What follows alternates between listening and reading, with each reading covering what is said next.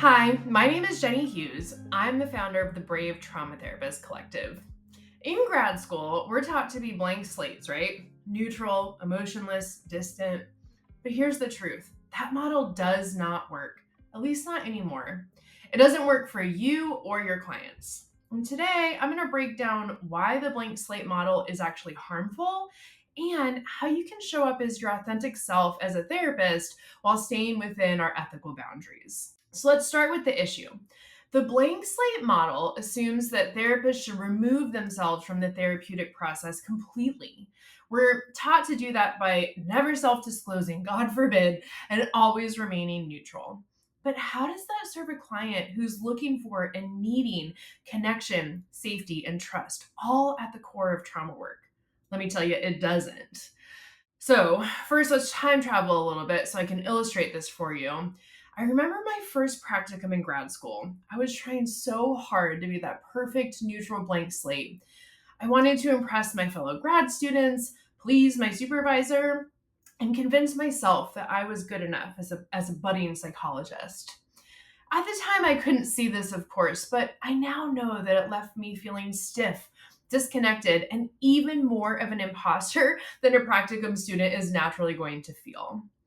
And I now suspect that my clients could feel it too.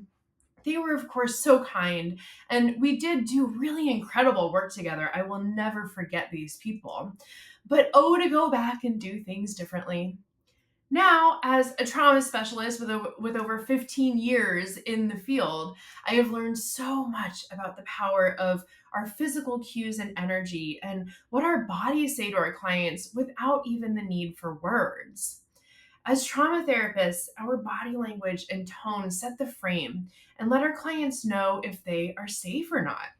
Our nonverbals build on our words so that our clients can neuroset to safety in every single interaction with us. All this to say, your humanity is not a distraction. It is at the core of healing in this work.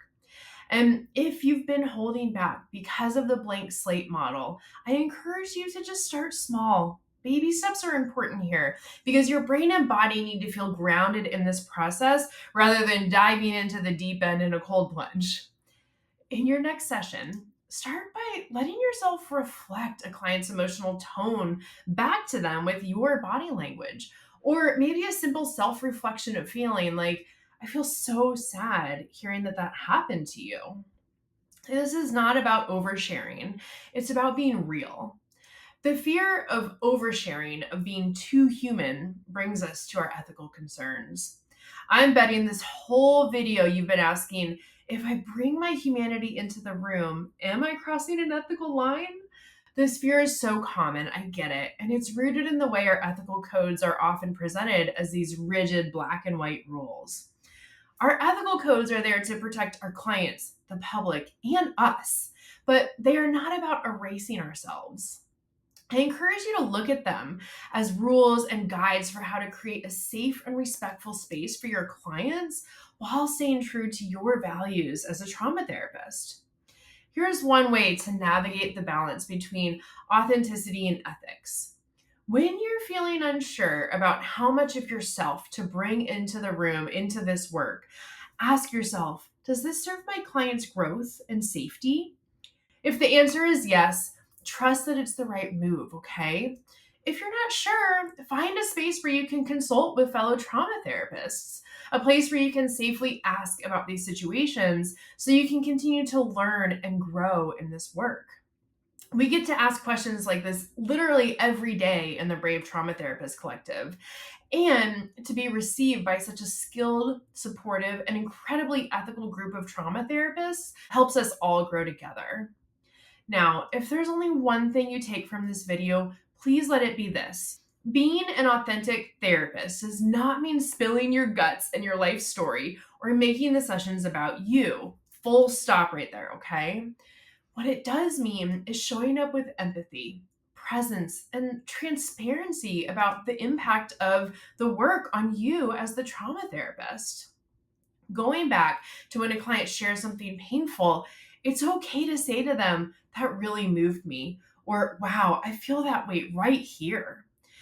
If you're seeing a client who struggles with boundaries, you might gently share how important setting boundaries has been in your own life without getting too detailed or sharing all the things. Think of one way you can bring your authentic self into sessions this week. It could be a reflection like, I can see how much this means to you, or that makes so much sense. Or maybe letting your natural sense of humor come through. Afterward, give yourself some time to reflect. Did it feel natural? How did your client respond? Authenticity takes practice, but it can transform the therapeutic relationship and healing process.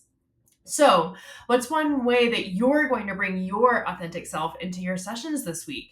Drop your ideas in the comments. I want to hear, and it's going to help all the other trauma therapists watching this channel too. And if you're looking for a supportive community where you can explore these ideas further, please check out the Brave Trauma Therapist Collective. It's a space where we dive deep into conversations about authenticity, being human, ethics, and growth as trauma therapists. Thank you so much for watching, and I'll see you next time.